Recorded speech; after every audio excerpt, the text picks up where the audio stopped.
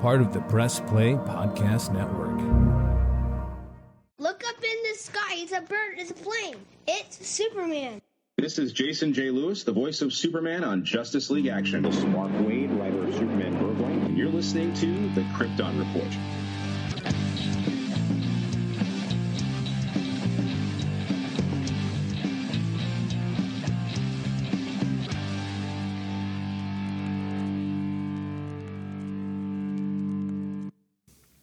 Meanwhile, on Earth WTH, Jania was asked to watch the trailer for Gotham Knights. So you guys get to listen to this. It has been edited because a lot of the trailer audio got into the recording because it was very on the spot. But enjoy Jania's quick thoughts, and then we'll get on with the episode. Hey guys, it's Tyler here. Just going live with this little quick video. I'm getting Jania's live compliments on the Gotham Knights trailer. So here we go. Ready? Oh man. What in the world? That's crazy. I'm sorry, a bunch of teenagers brought... Wow. Okay. I'm sorry. Carrie Kelly. Okay, all right. I still can't get over I got Misha Collins in this. I'm like, I don't even know what to say. This is, I feel like we're really reaching... Okay. There are elements that I like here. Misha Collins. Misha Collins. Yep, I like Misha Collins. I'm trying to think of anything else that I like. I hate the fact that Batman is dead. And we're dealing with... I don't even know what the kid's name is, by the way. It's Turner, as in made up for the show, not a character from the books. That's awful. We couldn't even do Damien. This is terrible. So this, literally, they're playing off of these titles and these names. There's nothing, like, interesting here at all, really. It's really bad. It just the whole concept of, like, this is going to be one of those situations where it'll probably end up being a dumpster fire. And I feel like this is one of those situations where they're doing whatever they can to make money off of Batman, but not actually using Batman, and it's some kind of cheap knockoff. Yep. It's disappointing. I'm not gonna lie. I really feel bad for Misha Collins in this. However, he makes his own choices. Like, I love the dude. I wish him well in this show, but my God, like, not at all what I was expecting. Not at all. Like I said, I didn't even know what to say while I was watching it, because I'm like, what am I watching? That's what I was trying to figure out the whole time. Like, what is in front of me right now? Hey, we're going to press pause and hear a few words from our other podcasts on Press Play Podcast Network. Hello, Brooks here with the Books with Brooks monthly book club podcast. Here's how Books with Brooks works. We read one book a month, and then we talk about it. Classics like Stephen King's The Shining, debut novels like We Are the Brennans by Tracy Lang, and tons of other compelling, life-changing stories, one book and 1 month at a time. So come read along with us, and then listen in. This is Dan Jurgens, and if you want to have a good time, keep listening to the Krypton Report. Hey everybody, Tyler here. You know, the Superman of Blue, the man of tomorrow, the man of, sorry this episode's late, but just want to throw this out there. Thanks to the negligence of a family member who will remain nameless, Jania, myself, and Selah all have COVID. That's right. We've spent 2 years not getting it, being safe, and then we had an idiot family member who doesn't listen to this podcast, so I can say whatever I want, get us all sick. Luckily, we're doing fine. We're all healing, and Solomon hasn't got anything. So that's kind of been our delay. And I'm in a lot of pain right now. My body physically hurts, and it sucks. It's causing my back issue to flare up. So we're going to record because I need to get my mind off things. So I'd like to, with that fun introduction of everything, welcome the Superman of Red, the muscles from Brussels. No, that's Van Damme. Mr. James Cole. Van Damme. Man, hey, James, lots happened since last we've talked. Yeah, certain number of things. James has fought the forces of darkness, killed a Balrog, took the ring to Mordor, came back, shined his shoes, and went to work. Yep. That sounds about right. Took about 11 months. He's like, it took about 11 months. Man, speaking of time, all right, I'm going to go on a tangent here for a split second, okay? So we watched all the Pirates of the Caribbean movies with kids, right? And I'd only seen number 5 like one time. And Jania didn't remember like anything from number 5. And as we're watching this movie, I'm thinking, wait a minute, this timeline does not work. Because they say in Pirates 5 that it took place 5 years after 4. But 4 feels like it picks up just a couple years or a year or so after 3 because Jack went searching for the Fountain of Youth. That was like how the third one ended, and that was the whole point of the fourth one. But actually, there's a 13-year gap between Pirates 3 and Pirates 4. But it doesn't feel like it. It's messed up, man. It's messed up. Right. That's all I'm saying. Inconsistency. But we got a lot of news to cover. It has been a while since I've watched 4 and 5. So, well, actually, all of them. It's been a while since I've watched all of them. So, yeah, it's I've really seen 5 once, and I liked 4, but yeah, I mean that was my thing. I was like, I'd seen 4, I think maybe 3 times total. I think I saw it once in theaters, and I think I saw it maybe only twice. I think once in theaters, and then when we bought it. And that might have been it. So I don't know.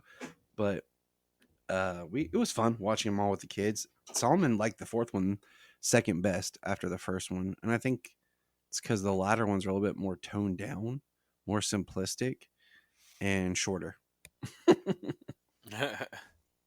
they were shorter, yes. So, but hey, we got some news. Good or bad. And we'll start with and where do we want to start? Okay, let's back it up. So we got some statue reveals of costumes. We like a really good look at the Flash costume on a mannequin. And what'd you think? What'd you think about it? Before I share my information, what'd you think? I mean, as a whole, on the mannequin, it didn't look so bad. I know some of the shots we got looked like it was like some kind of big old face mold, like that almost sat off of his face and everything in a certain shot. I think that was the biggest detraction that some people had, was the way it looked like that. But I mean, I think as a whole, it looks pretty good. I'm interested in what it's all about, going from what he had to something that Bruce helped him develop. Yeah. Which I do hope and I believe that he should absolutely be involved with developing his suit. I mean, we didn't get that. I mean, Peter Parker did that in his. We didn't get that until his 4th, 5th, 6th movie in. Yeah. He had his home suit, and then he didn't get to design his actual superhero suit until Far From Home. So he was in there quite a long time with suits that were developed for him, which is, that's actually a detraction I had before. Was he didn't have that input, you know what I mean? Like my favorite suit was this homemade suit, all the way through, Yeah. So it was just kind of Tony's. Here, let me. It was all part of his arc was about him having to come into his own. So. Right. So I mean, I think that's an important thing for me, going into this. The only kind of weird thing that stands out on the suit for me is the couple of lightning bolts, the ones around the elbow, and then the ones on the waist. I like those. Yeah. Yeah, instead of just like I like that kind of doing it. Like it reminds me. Okay, I'll be honest with you. Years ago, I had developed like my idea of like if I did a Flash suit, kind of based off the Man of Steel suit, and the way that the lightning bolts are on this were kind of my idea. That's what it looks like. That's what it reminded me of. Now I'll say this: I like the brighter red. I like the lightning bolts, the symbol, but it's the texture that the suit's made out of that looks very weird. It looks almost like a melted plastic goo. Like, I don't know how to phrase it, to be honest with you. Like he's wearing a latex or PVC suit. Kind of, yeah. Like it looks like it was a suit that got like half melted and then it froze into a new shape. Covered in candle wax. Yes, yes, there we go. It has a very waxy nature to it. So the suit, I think itself, I'm not against, but whatever it's made of just doesn't look good. I mean, I almost wish it was made of like the material like that Man of Steel material. Right. See, that's the only thing that I'm curious about is the way that it looks. I think it lends itself to more of a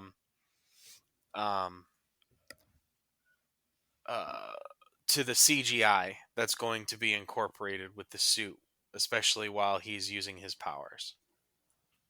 You know? Yeah.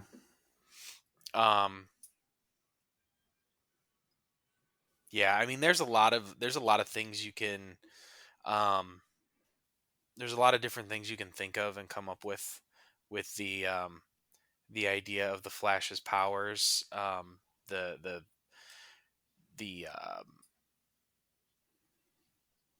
friction, the speed, all that type of stuff. I think that I think that that itself is going to play a factor into his new suit. I agree. All right. So next to that suit on the mannequin is the Supergirl suit. And I'll be honest with you, it looks okay. We had seen her kind of in a what we called, a stunt suit is what we thought, but it's not much different than what we got in that behind the scenes shots. It looks fine. I mean, it's very blue.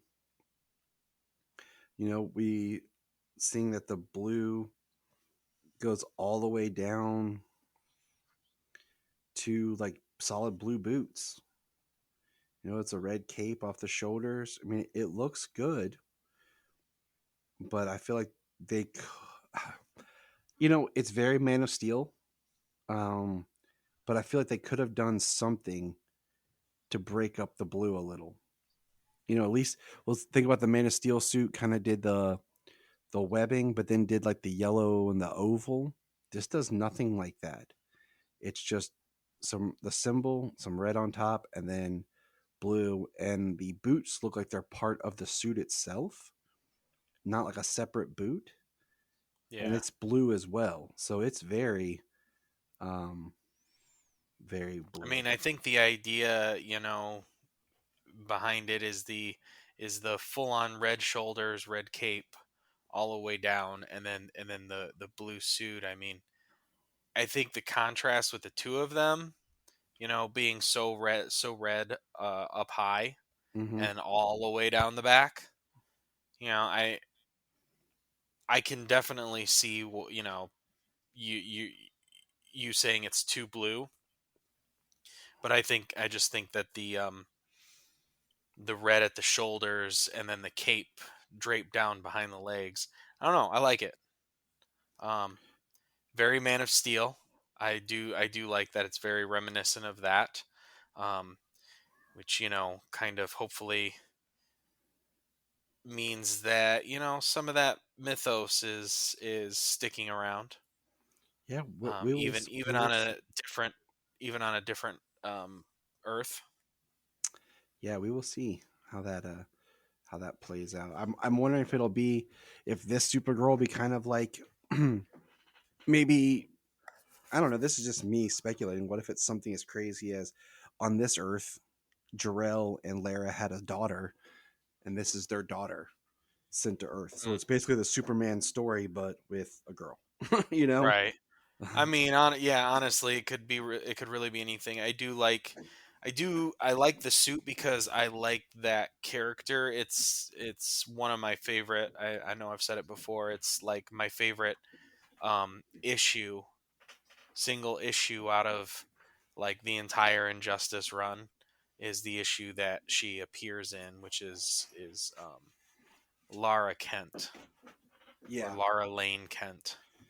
And I mean, that would be awesome if that's her. So I don't know. Yeah. You know, it is so I mean, I'm a little partial to the suit. I like the character. It's my favorite issue from there. So yeah, I'm a little. James got issues. I definitely like it. So speaking of suits, we got another suit to look at. We got a behind the scenes of the Jaime Reyes Blue Beetle suit, and it looks awesome. I mean, it looks straight up like Blue Beetle, no doubt about it. It looks perfect. They nailed it. I mean, it looks great as a functioning suit for the actor to wear, and then they're going to have some CG enhancements and stuff on it. But yeah, with the capabilities of the suit, absolutely. But just having a full-fledged suit to wear, I mean, it looks awesome. It's just like when you see sometimes behind the scenes of like Marvel suits, like Black Panther, whatever. There's like the suit is great, but there's little things on it that have the tracker dots that they fix in post. And this is what this suit kind of reminds me of. Little spots and stuff that they'll fix and tighten up in post.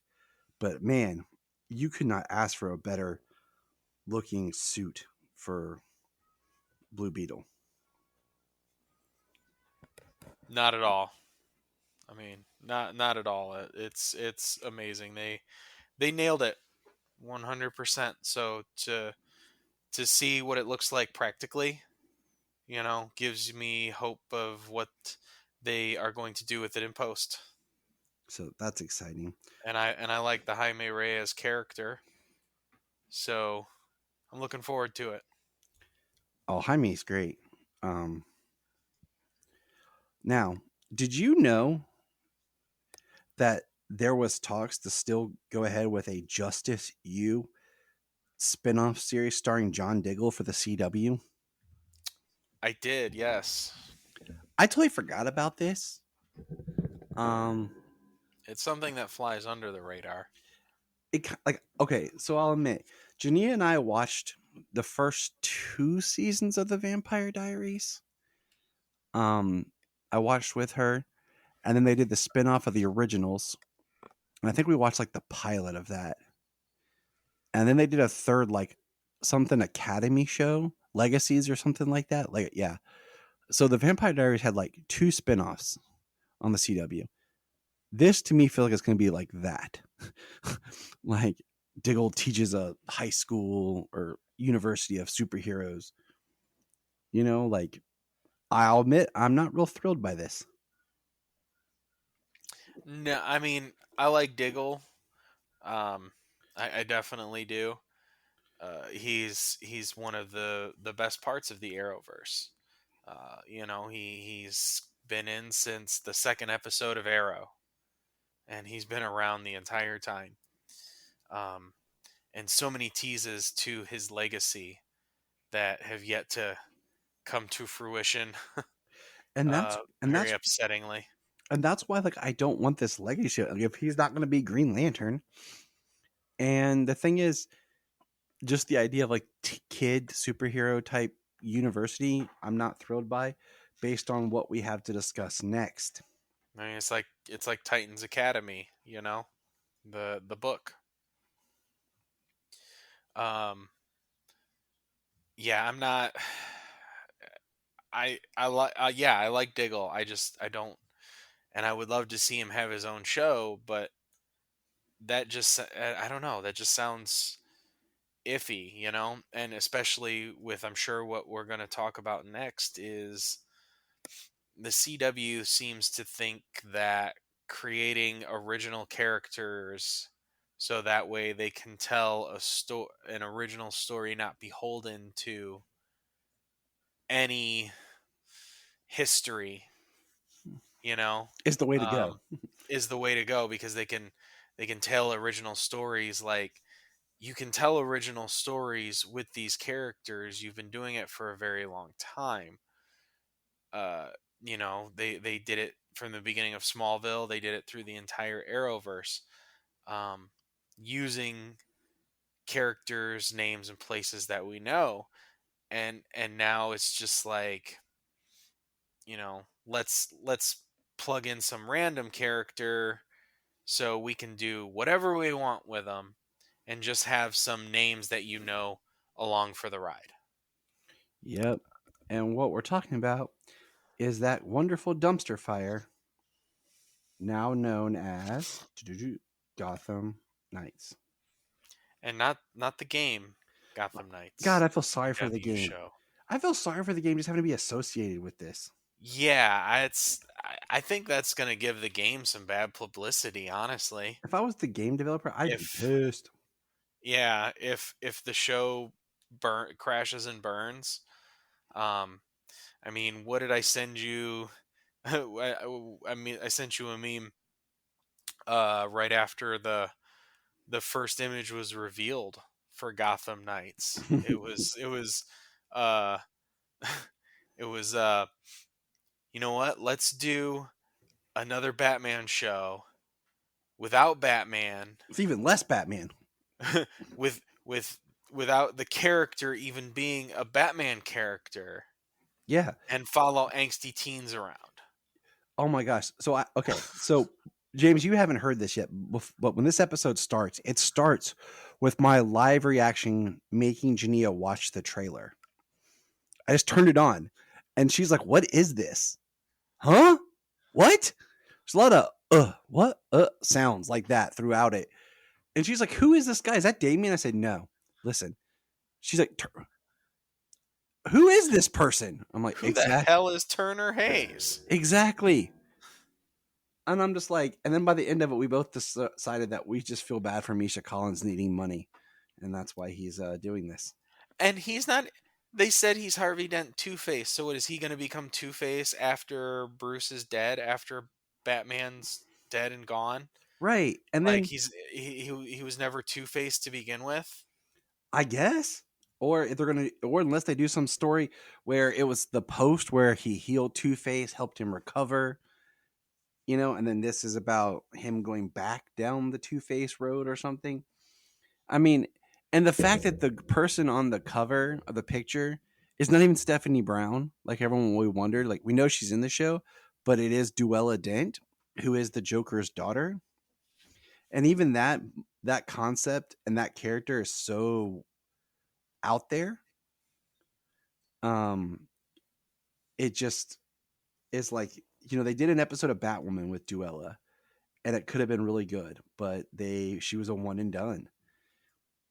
And I'm just like, because even Jania is like the Joker's daughter, and I'm like, yeah, it's almost laughable because the character is so convoluted that they're trying to make it like, oh, when I'm like, you shouldn't have even touched this character. She should be a villain of the series. But I mean, gosh, this looks bad. I mean, it does.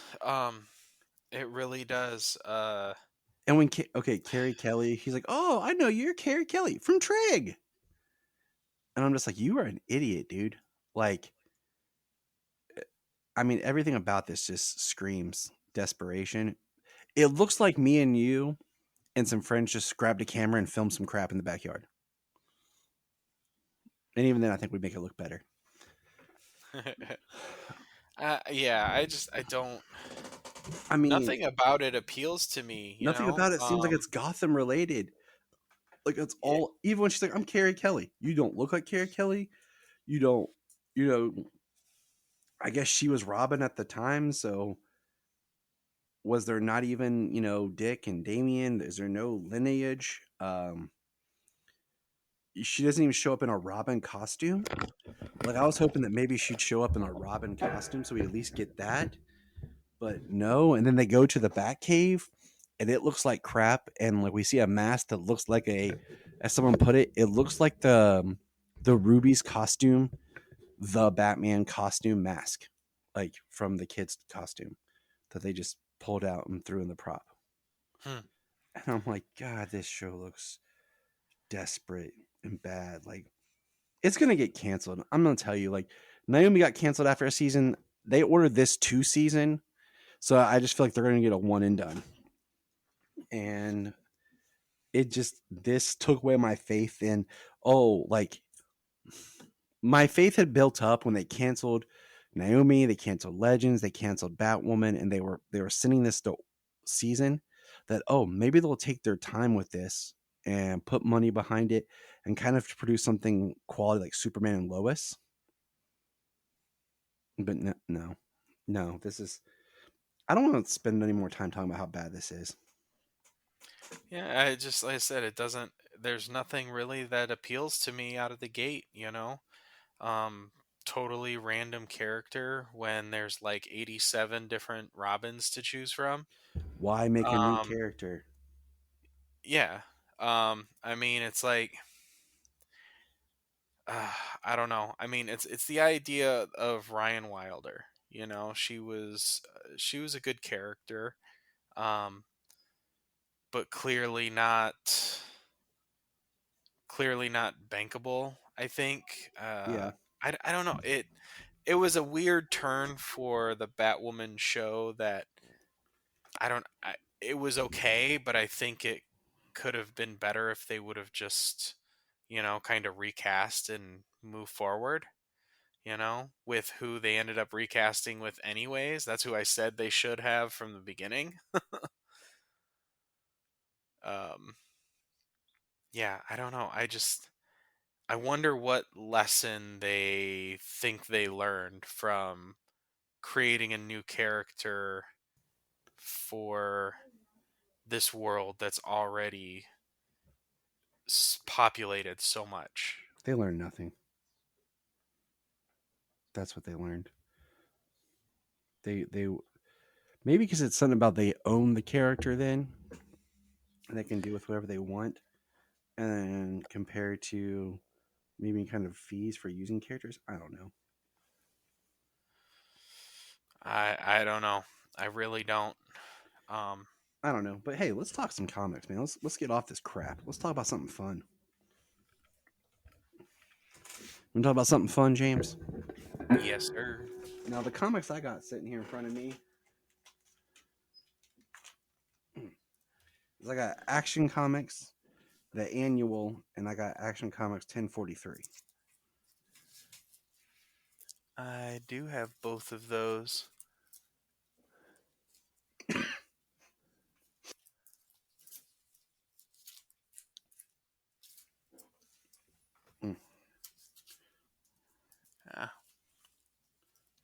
I'm losing it. I can't find it.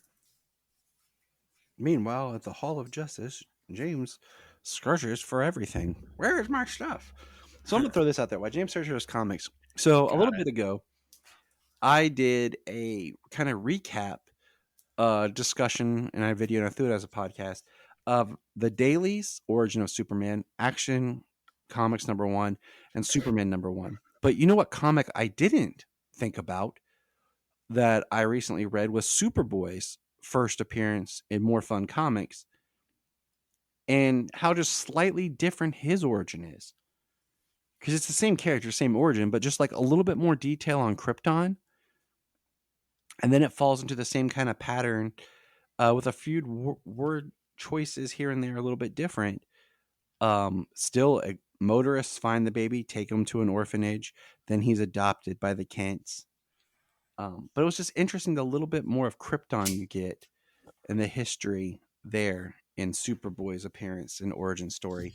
Definitely an interesting read. And I'm working on reading some of the old Superboy comics right now. It's part of my summer reading program I assigned myself. I still can't get over that there used to be they called it like a children's asylum or instead of an orphanage. I'm like, oh, okay, creepy, but all right. Did you find your books? I did. All right, James. Why don't you start with Action 1043 while I just scream in pain in the background on mute? And here we go.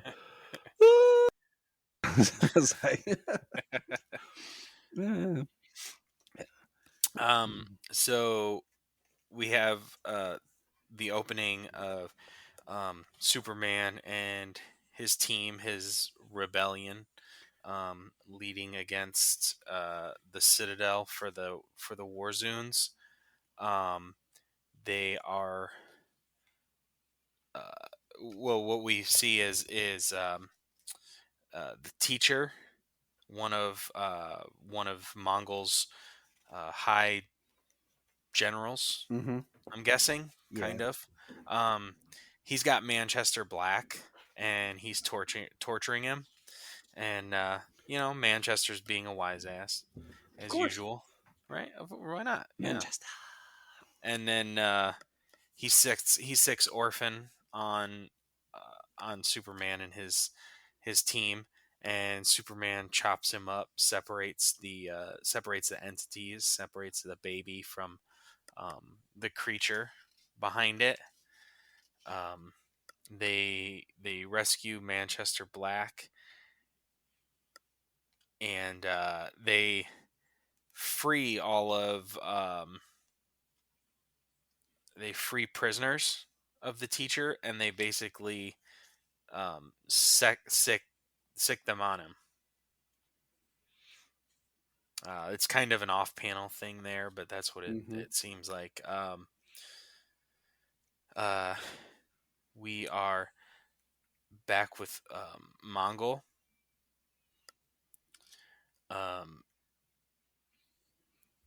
And Mongol's getting a report, that the teacher had fallen and that Superman had freed. But yeah, he doesn't like people failing for him. He says, "I should remove your spine." It's like Mongol is definitely kill the messenger type guy.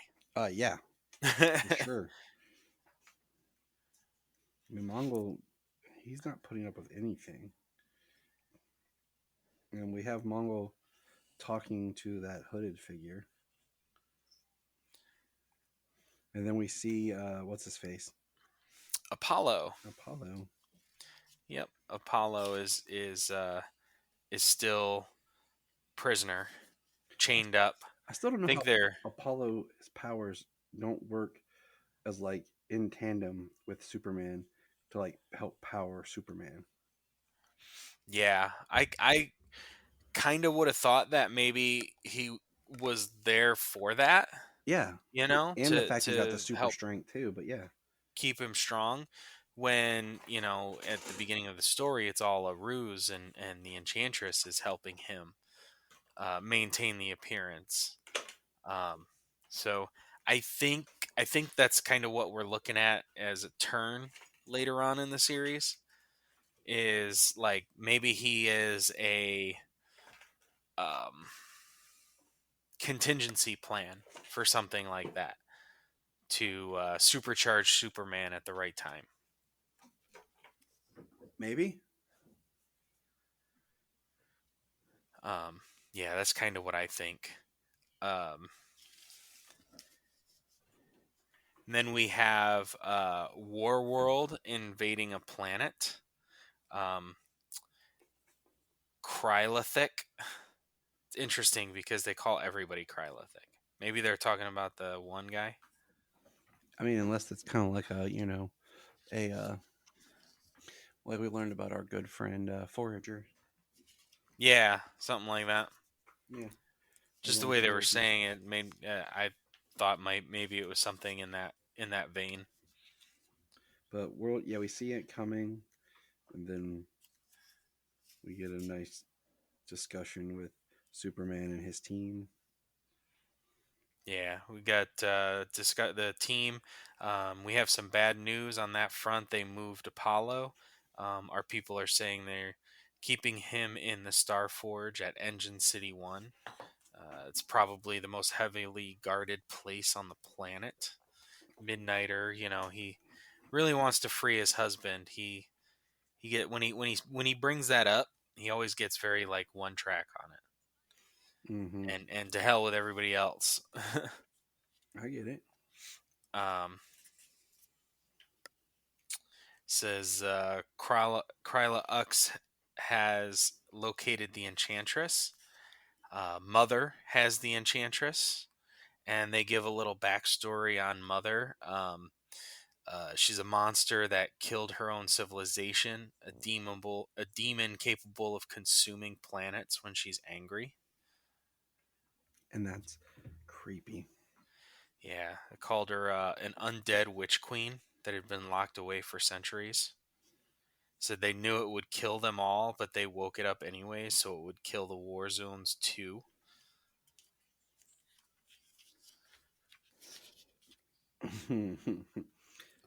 I think Mongol's face, the way he draws, it's interesting because he gives his face more of an even human look than like the usual very strong, stout Mongol face. Yeah, Mongol has always had the same face, even when they've, which is continued in this, where children of Mongol kill their father and take his place. But they all very much look the same. Part of me almost wishes they would just like tattoo brand their number on their forehead. Like, yeah, like he's Mongol XXX. Awesome. So then we get Mongol taking a meeting. Chief Krylithix, this is most irregular. What is he says, Theros? Lord Mongol, forgive me. I clearly misunderstood the terms of our arrangements. You promised that if the United Planets did not interfere when Superman challenged you, we would have nothing to fear from Warworld. Is that not so? This is Theros. I have learned that the United Planets have a new class of war engine, a winged battle automaton of Thanagarian make.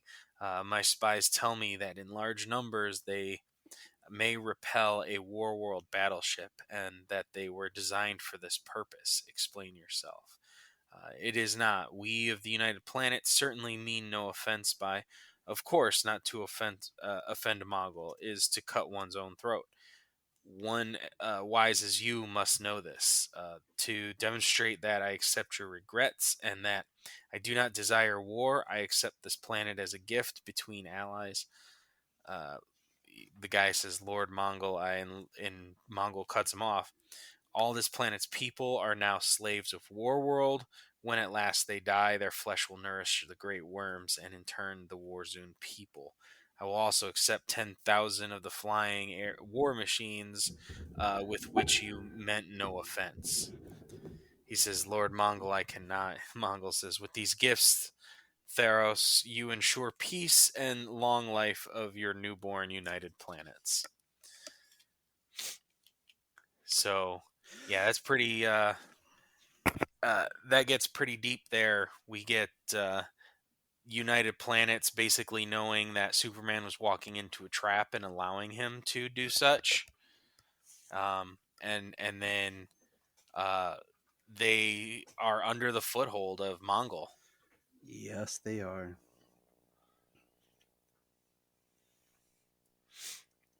Next, we get Superman down deeper in the planet, deeper in the catacombs of Warworld, down near the surface where the Genesis is, or maybe just above, outside of the energy. It's also interesting because we're reading and you turn the page and the art changes, and we're not even into the backup. We're just still in the story. I mean, the last 4 pages of our story is new art. Right.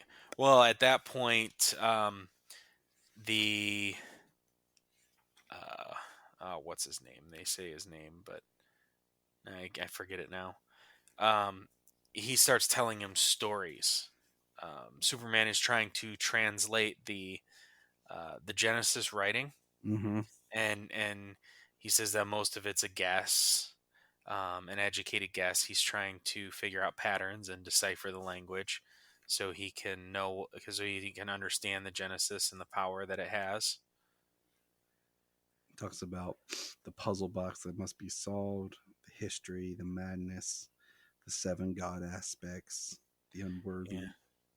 7 of the mighty Olgrun, first and greatest of the gods. Very almost Ares like on this one page. Mm-hmm. So, which is curious to me.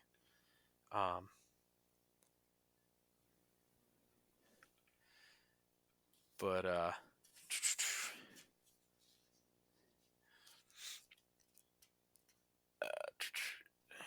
yeah, so he finishes up the story of Olgrun. This is the power Mongol seeks, the power no other Mongol has found, the greatest power of the old gods. And if you do not claim it, I fear that he will. Then it appears there's a lot of people waiting. And then they're under attack, and they look up in the sky and says, "Mongol has come for us." And They this say is look up in the actually sky. Warworld Revolution Part 1. Dun dun dun. And then in the backup, we have the story of the first Mongol. The myth of the Mongol. It's a very interesting how it talks about this creature shows up and he calls him like a god, and it looks at the Mongol who shows up and looks down on him, and Mongol takes a rock and kills him with it, and basically puts on his suit that has a gem, and talks about how the suit was the creature's actual flesh, and how every Mongol takes that gem and wears it as part of who they are. And we see the storyteller, talking, and at the end, the writings that he has, there is for lack of a better term, the Kingdom Come S symbol is in the writings. Yeah. Very interesting. Very curious. I think there's going to be some more pretty good storytelling coming up. I like the backup, like actually feeling like it's part of the story and giving us more. It does, because it actually builds up and leads into the next issue, which is the annual. And the annual is at least the idea of where Mongols came from, and this one's more about the Mongol we have now. I like the annual A Tale of Two Titans, and we have a story like about Clark playing soccer and using his power basically to steal the ball and win. And we have Martha telling him it's not right, and about his powers will change the world. And the other kid who lost, is getting yelled at by his father. And then that kid gets mad and kicks a ball, hits Martha in the back of the head, and we see that Martha's wearing a wig. And we learn in the story that Martha's actually fighting cancer, and she's going and having treatment at night. And in the middle of the night, Clark's angry at this bully. He goes to the house. We hear the father yelling at the bully, and the father passes out driving drunk, about to crash his truck into the highway. Clark stops the truck, and he stops at the hospital and checks on his mom, who's doing treatment. Just kind of, everything Martha's saying is really putting forth who Clark is. And Clark decides, this is a great panel. He wants to cut his hair and be bald like his mom.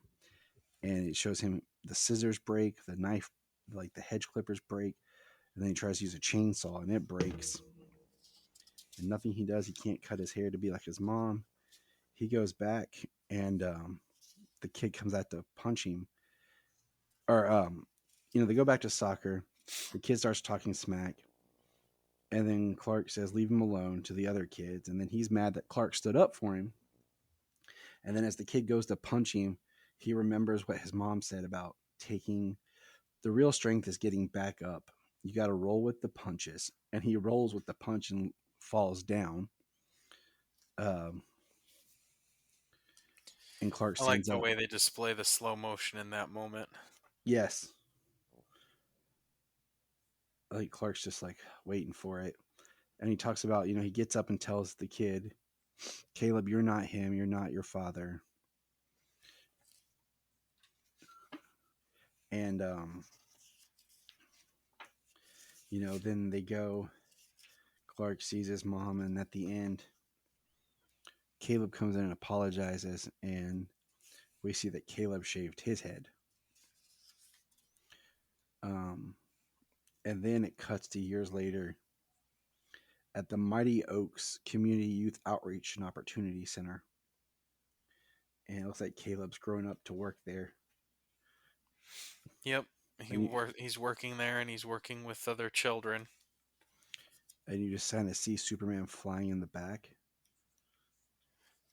It's a great shot. And the way they draw him, I love it. And I love the way they draw his boots. I don't know why. It's very Superman Return-esque, but I like it. So that's the Superman story that goes along with the Mongol story. And I'll let you tell the Mongol story. So the Mongol story starts at a time when they are rooting out the weakness. There is a name for it.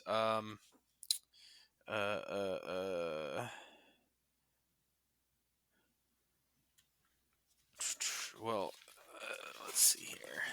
I know they have they might call it a culling or something. Basically, that's what it is. Yeah, that's what it is. It's a culling. It's rooting out the weakness. Weak children, weak families. They will get exiled to the Golgothan ruins, the Golgothan waste. Apparently, Mongol is siring children with multiple women. Of course. Many of these kids who are fighting each other are Mongol's children.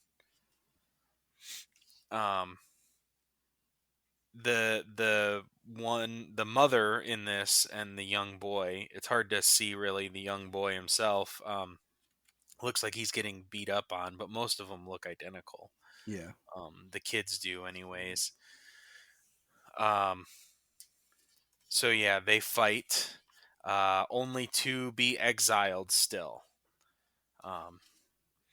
They are exiled for the young one trying to help and not killing the weaker ones.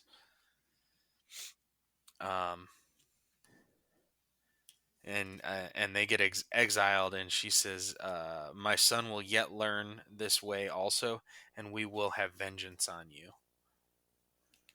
So they go out to the Golgothan ruins. She teaches them how to hunt, what they're going to be eating, which is some kind of maybe leech type thing. Yeah. She allows it to. She waits and she says, "Wait and be silent." And then it grabs her, and then she kills it, rips it in half, and that's food. But she doesn't share the food with the kid. Yeah, it was your weakness that sent us here. Catch your own gutter leeches if you've decided to live, or choose mercy as you did in the pits and die for it. It makes no difference to me. And then he fastens a weapon and hunts and kills something and tries to share it with her, and she's mad. And she's like, the Warzone does not protect, and she punches him in the face. Yeah. Yeah, she hits him a bunch of times in the face. If you waste your strength to protect me, you weaken yourself and me also. The Warzone chooses his own life always, and that is how we endure and what others cannot. So, yeah, she's real hard on him. I mean, basically, it's survival of the fittest on War World, so survival of the strongest. Yeah.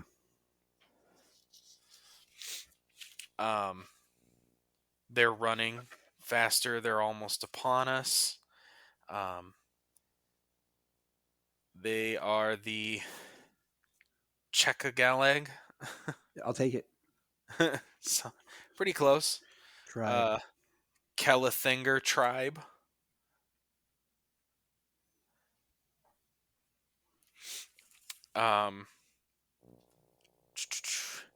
They're they're there. They're gonna kill him and eat him.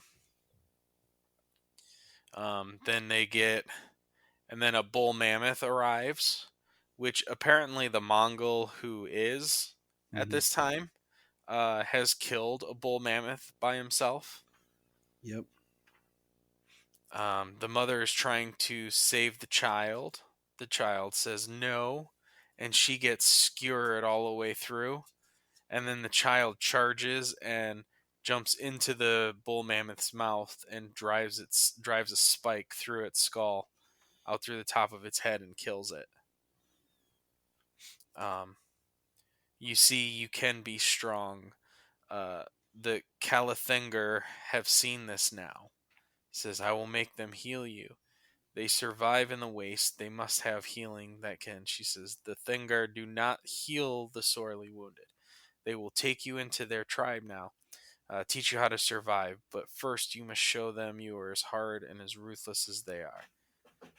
Take this and use it. She gives him a knife. You said the Warzone does not protect, yet you tried to protect me from the bull mammoth. Why? She said, Mongol who is chose me, showed me favor. Then he burdened me with a son, with you, and cast us both in the pits to die. Kill him for what he's done to us. And the child says, I will. Which I think at this point he is there to finish off his mom. Yep. So she doesn't die there die there slowly and painfully. I think he kills his mom to just kind of show his strength to the tribe. Yeah. Yeah, I think that's definitely the reason behind it. So, yeah, I mean, tough way to be. Oh yeah, absolutely. Survival of the strongest. Then a Thingar, I see him. Back to your bone piles, Thingar. You're in Kelagang territory. Mm-hmm. I am Galang. Let me pass. Take another step, Thingar, and I'll water the basin with the basin floor with you. He steps in. Let me pass, or you will walk the orchard today. So say the dead. The guy tries to draw a weapon and is quickly dispatched with Mongol with this young Mongol's blades. He said, "My mother paid her debt in the waste. This one paid mine. Let me pass, or you will pay also." Welcome and pass and welcome. I remember that knife. Your mother seemed a fierce one. She kept the Warzone way, but betrayed us in the end. The Warzone does not protect. And that's the beginning. So this Mongol, and that's the Mongol who is currently, and he's at that part in the story, he's vowed to kill Mongol who is at that time. Pretty heavy. I mean, it kind of seems like the way. Yeah. I mean, yeah. All right, so let's shift gears. I mean, War World's pretty brutal. We got some Young Justice coming up. Last week's episode of Young Justice. Spoilers, man. That's all I'm going to say. Jump ahead a couple minutes or something. But Superboy don't know what way to go. Zod is free with his wife Ursa, which is confusing, but whatever. And Lair-Zod. I'm curious, is that Sarah Douglas doing the voice? I don't know. Because I know that she never wanted anybody to play Ursa. Like, that's part of the reason that like Ursa's only existed in that in the Donner movies, the Donner and Lester movies.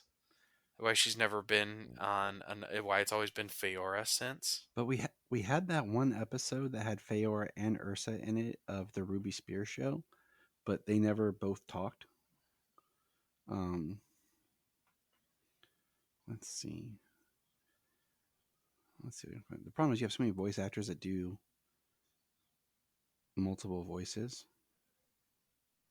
No, Vanessa Marshall does the voice of Ursa and Emerald Empress. Yeah, so. But the Emerald Empress was a nice little twist I didn't see. Rocket is missing, and Dick Grayson might be dead. And Superboy's about to kill Superman, who is infected with green kryptonite. That's all I gotta say. That's probably the most edge of my seat episodes I've ever watched. Big time. Absolutely. A lot happened in it. Like you said, I'm wondering about Dick Grayson. You know, like he's.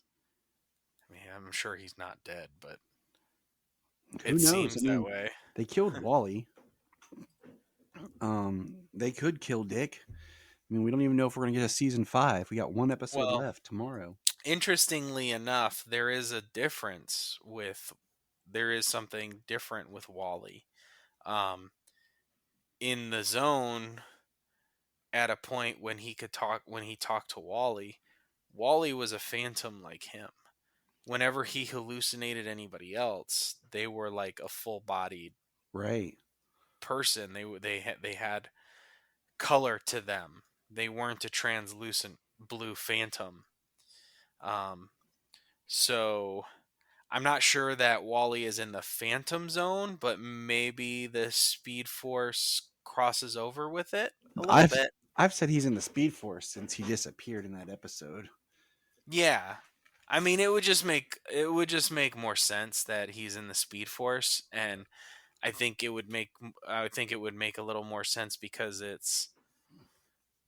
of what it is, you know, how it's an extra dimensional thing that, you know, I'm not saying that he resides in the Phantom Zone, but I think maybe he can pass into the Phantom Zone. So, I mean, I'm still hoping to see Wally return in the show. I have been for years. Great episode, and I mean, kneel before Zod, kill Superman, break his neck, like, yeah, edge of my seat. I came across a quote today on Young Justice. It says, "Our numbers this season on HBO Max are stunningly good. Today I saw numbers that indicated we have more views this year than any other animated superhero series on any streaming service." Yeah, because this season is good. Like, the last season sucked. I'm gonna be honest. Like, I tried to go back and rewatch it, and I couldn't. Like, they spent so much time with the new characters that I couldn't stand. It didn't feel like they had any of the heart from the show. Like, it just felt like they had just made it straight for adults and left out the heart that was in the first 2 seasons. But this season is much better. So, I mean, I can see it. I've liked everything that's come out so far. I think they could have, you know. Oh, so you're a Brienne fan, huh? That's all you want? You want to watch Brienne just go off and yell about Tara the whole time? No, that Tara. I do not. Brion was annoying. I definitely agree that they spent too much time with the new characters, not enough with the old. I think if they would have landed more of a balance with that, it would have been better. Mm-hmm. But I can say that out of all four, that 3 may be the weakest season, but I still don't think that it is bad by any means, by any stretch of the word. Mm-hmm. Mm-hmm. Trying to take the diplomatic answer, James. I've enjoyed the show thoroughly since it began. I love the fact that there is a sense of time passing, that characters have an arc, and the fact that they have been able to subvert some expectations. We go from season 1 to season 2. We got Dick Grayson, who's Robin, who becomes Nightwing. We find out that there was Jason Todd in between, and then there is now Tim Drake. Then we see in season 3, we see that there's baby Damian, and we see that Jason's the Red Hood, and we see that Jason's alive. And we know the story. The more popular version of the story when he becomes Nightwing is because of a falling out, and that's not necessarily the case. They've at least said as much. It's not been in the show that that's not the case, that he's just kind of grown up and moved on. Yeah. That Batgirl was paralyzed not by the Killing Joke scenario, but Cassandra by getting in the way of Cassandra Cain from assassinating the Joker, which was crazy. Like I'm gonna rewatch this whole season straight because we've had so many breaks on it and everything. Like I really look forward to being able to watch it straight. Yeah, very much so. So just the passage of time that exists, and the character arcs that they've gone through, which is supposed to be, at this point, we've got like 5, 8, 9 years or something, 9 or 10 years since the beginning of Young Justice, since the pilot episode. Mm-hmm. Like in story time of the show, which is really cool. It is. So check it out. And now it is time. Superman and Lois. The Lies That Bind. I only got to watch this episode once. It's been a crazy week. And then trying to watch stuff with the kids and keep them happy. So, overall, I mean, same. Overall, I like this episode. I think the writing was great. What I did not like about this episode, well, I'll just get out the front. Kyle is going downhill as a character, as a whole character. He talks about his relationship with Lana and, her not telling lies or whatever. And I'm like, dude, you need to check your role. Because the dumbest thing in this whole episode to me, first of all, I'm going to get on my soapbox here, is when Lana gets a text from Lois and she lies to Kyle about the text and leaves. And then she's like, you made me lie to Kyle. I've never lied to Kyle. And I'm like, you chose to lie. You could have just said, hey, it's Lois. He knows they're friends. Lana's also mayor and has mayoral responsibilities and things she has to do. So Lana didn't have to lie to Kyle. She didn't even have to leave. She just could have texted Lois and we'll talk later. Or she's, or she just said, Kyle, I need to go. Lois needs to talk to me. Simple. But no, she chose to lie to Kyle. That was her choice. I'm glad that she didn't give some sort of speech about being mad at Clark for not telling her before or sooner or whatever. But then she's mad at Lois for being her friend and having to lie. I I was mean, like, I can see her point of view. You know, she's mad at Lois. Um, Lois knows her secret. Clark never told it to her. I mean, she's hurt.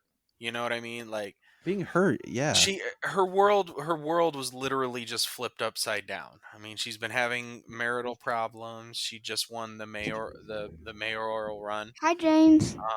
Hey Solo. he said, "Hey, so And she and then she just learns this, that he's Superman, that he's always been, and that so her world is turned upside down. I think that her being upset with Lois for being her friend.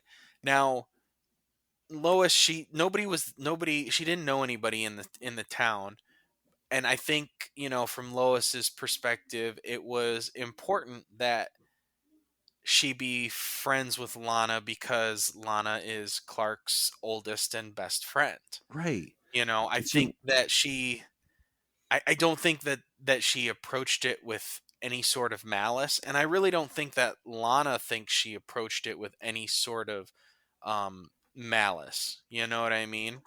But it still puts her in a position which she makes the decision for, which I love Tyler's reaction. It was his the look on his face was heartbreaking.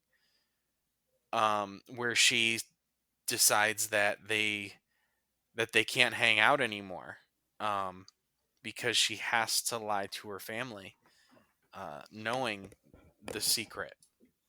and that, I mean, yes, and that, I mean, it really puts her in it really does put her between a rock and a hard place.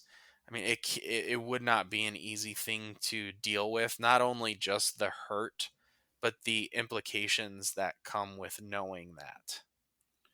yes,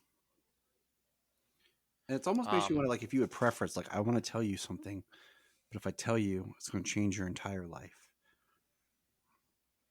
and it's going to be something you have to deal with, you know. So I mean, that was the, you know, the big part of it. We also got Superman and John Henry battling Allie, and she was like trying to suck Superman's powers.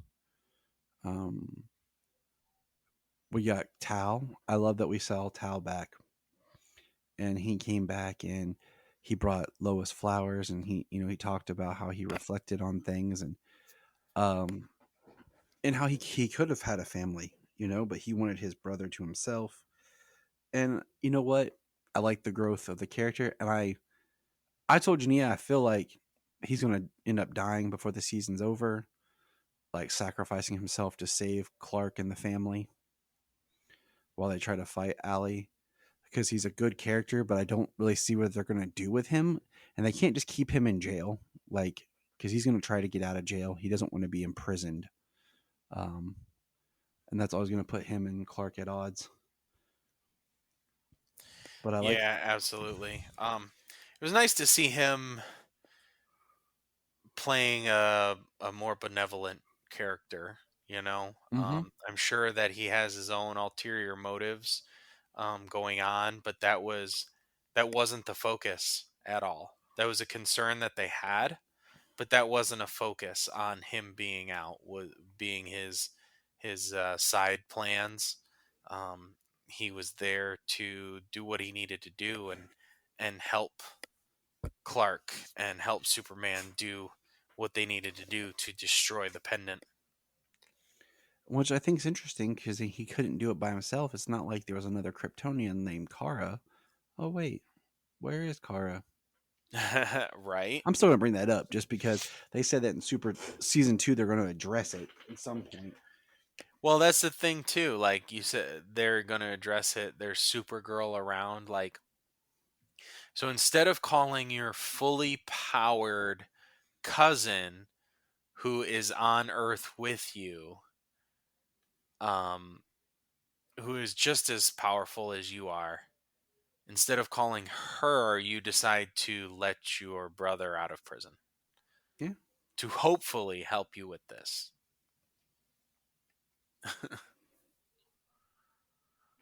yeah. No, that is one of those things. That's one of those in-universe issues that I can agree with having a problem with why another character from another show isn't involved in Ready? what's happening. You know how Which, you I do mean, that? Supergirl left and went to the future with the Legion at the end of her show, and this takes place after her show. Oh, snap. I fixed it all. I'm surprised she didn't go to the future with the Legion. We But she talked about it, didn't. but her end of her show was bullcrap. But Yeah. yeah, she's still on Earth. She should be able to lend a hand. It's I know I've been a defender of these characters have their own adventures. They have their own adventures saving the world But they also have um, crossovers. by themselves. They do. They have issue after issue after issue after issue of them saving the world from world-ending threats by themselves, which is fine, and that's how I look at it as the shows. But then there are times when they cross over, and this point in the show is one of those times where a crossover would be beneficial Yep. with a character you care about and a character you trust. That makes sense to be there. That makes sense to be there. But to do what they did and put that faith in this character who tried to end the earth last year, that tried to end humanity last year, or eradicate humanity, as it were. It's like that's pushing it to the point where you're just ignoring the fact that it's a shared universe. Yeah. But all right, man, we're going to wrap it up here. I'm going to admit it. I'm in a lot of pain. Thanks, COVID. My body aches, and just sitting in this chair actually hurts. Oh, I feel that. I know what you mean. Because it's actually flaring up my back problems. So yeah, the first time I had COVID, I was so achy. So, but we'll be back soon with our next episode. A little bit more on schedule as I'm, healing. I was able to talk and not be sinusy. That was the big issue. Got something special coming up later in the month. It should have already dropped, but we weren't able to record because of the issues. But just keep listening, people. We appreciate all the listeners, all the Patreon exclusive content we got coming this month. I've already recorded actually a couple of them to drop, and we have more coming. So look at our Patreon. It's $1 a month. Help support the show, just keeping us on. It's nice, and you get a lot of free podcast chats. So remember, look up in the sky. We just want to say, if you've enjoyed this podcast, please check out other podcasts on the Press Play Podcast Network. Remember to check out Krypton Report on all social media platforms. Go to linktree.com/Krypton Report. You find all of our information right there. If you want to keep Krypton from exploding, join our $1 a month Patreon. That's right. For $1 a month, you'll get extra special content that you don't get on the main show, like movie commentaries and whatever else comes out of our mouths. So check it out, patreon.com/Krypton Report. If you are like Tyler and James and can't get enough super talk, check out these other podcasts. Digging for Kryptonite, Supergirl Radio, The Last Sons of Krypton, The Superboy Legacy Podcast, All-Star Superfans, Superman the Animated Podcast, The Aspiring Kryptonians, Always Hold On to Smallville, Caped Wonder, The Geek of Steel, and Truth, Justice, and Hope Podcast.